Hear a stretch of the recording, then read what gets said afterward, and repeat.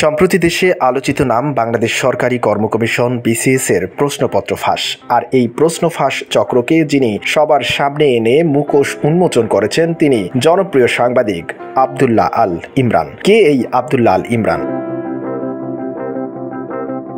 আব্দুল্লাহ আল ইমরানের জন্ম ও বেড়ে ওঠা খুলনার এক মফস্বল গ্রামে। এরপর একে একে SSC এবং HSCর গণ্ডি পেরিয়ে ভর্তি হন প্রাচ্যের অক্সফোর্ড খ্যাত ঢাকা বিশ্ববিদ্যালয়। ঢাকা বিশ্ববিদ্যালয় থেকে পড়াশোনা শেষ করে সাংবাদিকতাকে পেশা হিসেবে বেছে নিয়েছিলেন তিনি।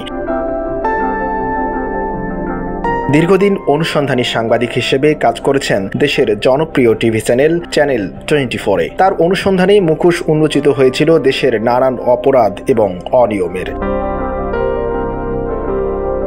কখনো বা বিশ্ববিদ্যালয় ও মেডিকেলের মতো গুরুত্বপূর্ণ ভর্তি পরীক্ষার প্রশ্ন ফাঁস, আবার কখনো সরকারি চাকরিতে প্রশ্ন ফাঁসের খবর।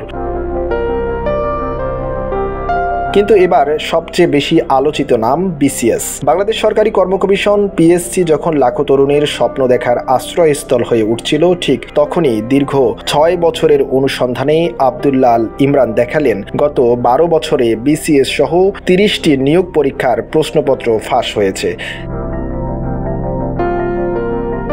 আর এর সঙ্গে জড়িত স্বয়ং PSCর কর্মকর্তা এবং কর্মচারীরা। এই অভিযোগের ভিত্তিতে সাঁড়াশি অভিযান পরিচালনা করে CID। প্রশ্নপত্র ফাঁসের জড়িত অভিযোগে 17 জনকে গ্রেফতার করা হয়। এবার তাদের কাছ থেকে উঠে আসছে সব চাঞ্চল্যকর তথ্য।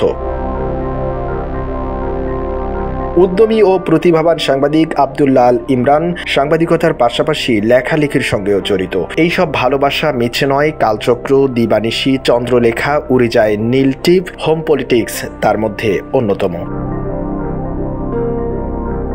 আব্দুল্লাহ আল ইমরানের স্ত্রী সানজিদা পারভিন তিন্নি একজন শৌখিন চিত্রশিল্পী, পেশায় প্রশাসন ক্যাডারের একজন কর্মকর্তা।